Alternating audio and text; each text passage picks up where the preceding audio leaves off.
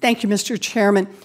We all know that there are a lot of unresolved questions about the disturbing ties between this administration and the Russian government. And the president has suggested that he might unilaterally start waiving sanctions against the Russians. Thanks in part to the pressure from Congress, the Trump administration is currently enforcing those sanctions. The Treasury Department recently rejected ExxonMobil's request for a waiver from our Russian sanctions so it could get its hands on more Russian oil. But just 2 months ago, their CEO bragged that, and I'm going to quote him here, "In Russia, we're there for the long term. We've got a successful business there, and we'll continue to invest in that business," which sounds like Exxon does not plan to give up on this deal. So the Trump administration could face more requests for waiving Russia's sanctions in the future. So let me ask the question. We've talked a little bit about pending legislation here, but let me ask, Ambassador Burns, given the questionable ties between the Trump administration and Russia and the fact that the Trump administration has wide latitude to waive our Russia sanctions, would a law to require congressional review before the president can waive or suspend our sanctions on Russia be a good insurance policy here?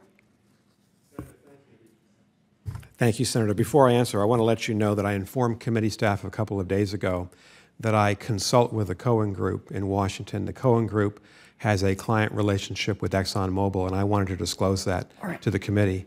Having said that, I very much supported what the administration did in denying the license to ExxonMobil. I don't think that we should have any kind of waivers or weakening of the sanctions regime. I generally am a disciple of executive branch power, having been a creature of the executive branch. But in this case, given the weakness of the president's statements on Russia, I do favor a law that would require congressional consent, congressional review, whatever, before the administration could waive sanctions, either on the hacking of our elections or on Ukraine. That's powerfully important. Thank you. I think it's also clear that our sanctions work better when we coordinate with our allies and our partners, a point you've made. Right now, the United States and the European Union coordinate their sanctions on Russia's energy, financial, and defense industries. And those sanctions were designed to try to push back on Russia's actions in the Ukraine. Ambassador Burns, if we ease our sanctions on Russia without meaningful changes in Russia's behavior, does that increase or decrease Putin's ability to destabilize the countries along its border and in the rest of Europe and, frankly, around the rest of the world? Senator, it would increase Putin's ability to be aggressive against the countries around his borders, mainly because he would not have paid a price. Yeah. And secondly, because some of the countries in the EU that don't really want to implement tough sanctions would have an excuse.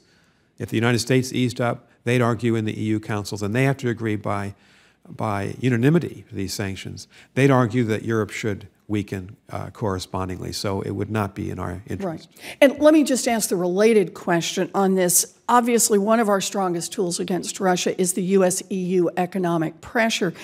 If we unilaterally ease our pressure on Russia without meaningful changes in Russia's behavior, can Europe on its own effectively hold Russia accountable?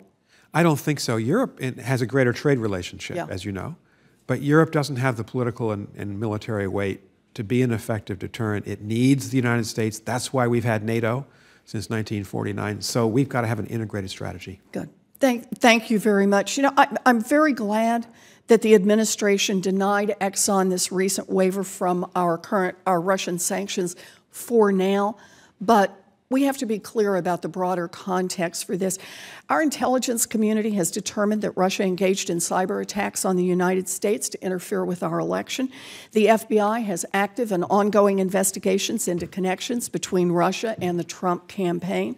Members of the Trump administration and campaign have questionable ties to Russia and were forced to resign in disgrace. And there's good reason to believe that President Trump himself has substantial financial relationships with Russia, but we won't actually know the details of that so long as he won't release his taxes. If ever there was a time for Congress to serve as a check on any attempts to roll back sanctions against Russia. Now is that time. I've co-sponsored the legislation to do that, and I hope we can pass it. Thank you. Thank you, Mr. Chair.